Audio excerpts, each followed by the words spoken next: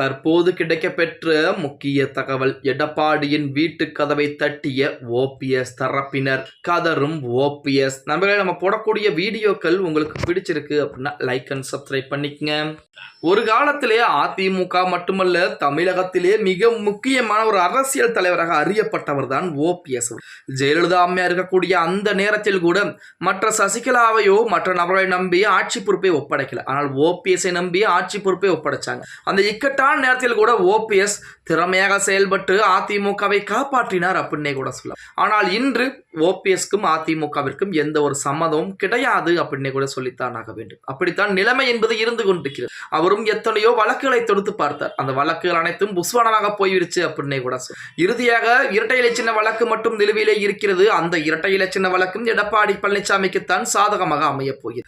இப்படிப்பட்ட ஒரு சூழலில், அதாவது ஓபிஎஸ் அவர்களை பொறுத்த வரைக்கும் அதிமுக வெற்றியோ தோல்வியோ அடுத்த கட்ட பிரச்சனை. எடப்பாடி பழனிசாமி மட்டும் வெற்றி பெற்றுவிடக் கூடாது அப்படிங்கிறதுல மிக கவனமாக இருந்தார். அதன் காரணமாகத்தான் இன்று அதிமுகவிலிருந்து ஓரம் கட்டப்பட்டிருக்கிறார். இனிமேலும் அதிமுக அவர்கள் இணைவதற்கு சாத்தியக்கூறுகள் என்பது ஓபிஎஸ்க்கு மிக மிக குறைவாகத்தான் இருந்து கொண்டிருக்கிறது. இப்படிப்பட்ட ஒரு சூழலில் ஓபிஎஸ் ஆதரவாளர்கள் நேற்று தினம் பார்த்தீங்கன்னா கிட்டத்தட்ட ஒரு 1000க்கும் மேற்பட்டவர்கள் எடப்பாடி பழனிசாமியுடைய வீட்டு கதவை தட்டி இருக்கிறார்கள் அப்படிங்கிற செய்திகள் தற்சமயம் இணையதளங்களில் உலா வந்து கொண்டிருக்கிறது அப்படின்னே கூட சொல்லலாம். அதாவது ஓபிஎஸ்க்கு மிக ஆதரவுகளை கொடுத்தவர்கள் புறம் திமுக மற்ற கட்சிகள் ஐக்கியமாகிட்டு இருக்காங்க. திமுகவிலே மனோஜ் பாண்டியன் முதற்கொண்டு அனைவருமே அங்கு போய் இணைந்தார்கள். அடுத்த சமீபத்திலே நமது ஜேசிடி பிரபாகரன் கூட பார்த்தீங்க அப்படின்னா அது தமிழக வெற்றி கழகத்தில் இணைந்து கொண்டார்.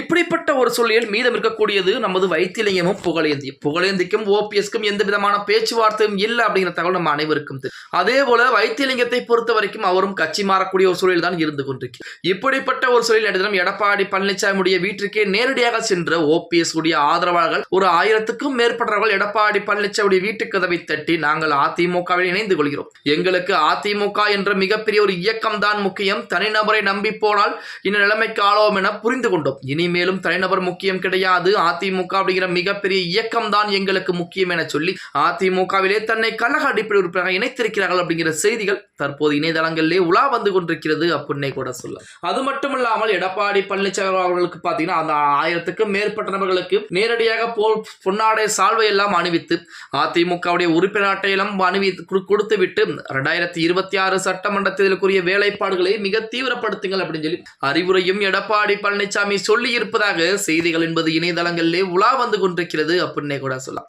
இப்படி நாளுக்கு நாள் ஓபிஎஸ் உடைய ஆதரவு என்பது குறைந்து கொண்டே இருப்பது ஓபிஎஸ்க்கு மிகப்பெரிய ஒரு பின்னடைவாகத்தான் பார்க்கப்பட்டு கொண்டிருக்கிறது. பாஜகவின் பக்கம் போனால் 4 தொகுதிகள், விஜயின் பக்கம் போனால் ஒரு 25-30 போட்டியிடுவதற்கு வேட்பாளர்கள் வேண்டுமே. வேட்பாளர் இருந்தால் மட்டும்தானே தொகுதி பங்கீடு என்பது பேசி முடிக்க முடியும். அந்த நிலைமையில் தான் ஓபிஎஸ் இருந்து கொண்டிருக்கிறார் அப்படின்னே கூட சொல்லலாம். ஓகே गाइस, வீடியோ பிடிச்சிருந்தா மறக்காம லைக் அண்ட் சப்ஸ்கிரைப் பண்ணிக்கங்க.